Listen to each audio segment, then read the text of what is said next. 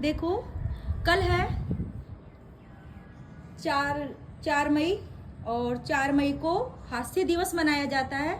कोई बता सकता हास्य दिवस कब से मनाया जा रहा है और क्यों मनाया जाता है और इसकी स्थापना किसने की? हाँ, इसकी स्थापना करी आर.डी. वाजपेयी ने। अच्छा, और स्ट्रेस के लिए, हाँ, इसलिए वो मतलब सबसे पहले उन्होंने सेंट्रल पार्क में हास्य दिवस मनाया। Very good. देखो यह थे 1998 की बात है।